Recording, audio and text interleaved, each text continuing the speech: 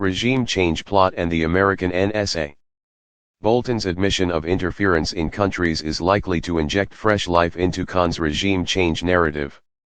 In retrospect, it has become quite obvious that not enough thought went into the possible fallout of the vote of no confidence, VONC, against Imran Khan. The world had just begun feeling the heat of the Russian invasion of Ukraine, but the then opposition parties and facilitators were only interested in forcing Khan out of power.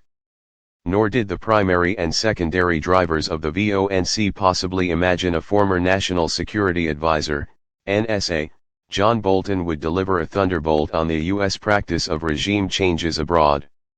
Bolton's admission of interference in other countries is likely to inject fresh life into Khan's regime change narrative.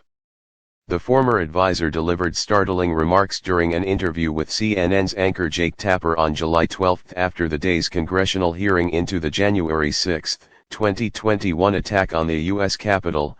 Trump was not competent enough to pull off a carefully planned coup d'état, he said, while later adding, "As somebody who has helped plan coups d'état not here but other places, it takes a lot of work." And that's not what Trump did. Bolton also mentioned the situation in Venezuela during the interview. It turned out not to be successful. Not that we had all that much to do with it, but I saw what it took for an opposition to try and overturn an illegally elected president, and they failed. This is of course not the first time such a revelation has made headlines, but coming from a former NSA amounts to admitting planning and collusion against unwanted governments abroad.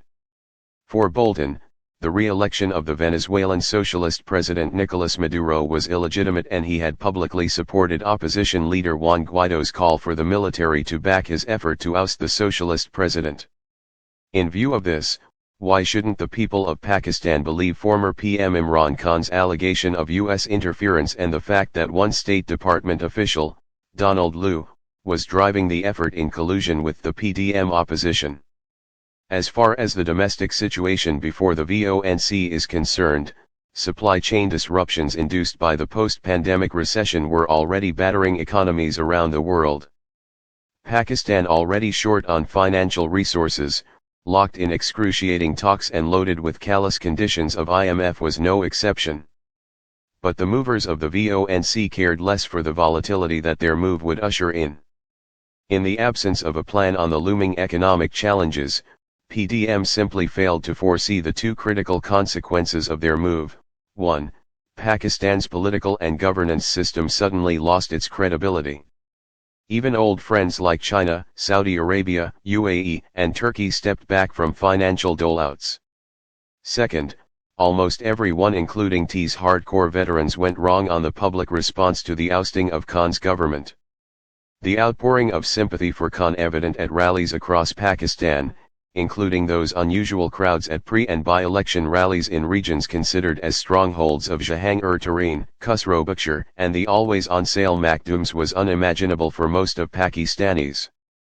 All the players involved in the VONC are now struck by this double whammy: John Bolton's admission of regime change plots in other countries, and the overwhelming crowds at PTI gatherings. The Supreme Court's detailed ruling released on July 13 also dealt with the regime change issue and found this allegation devoid of substance. One wonders if the court would have argued the same way had John Bolton made these remarks when the hearing was underway. Bolton's statement would have provided some context to Khan's assertions, which he is now likely to play up with greater ferocity. Published in the Express Tribune, July 21, 2022.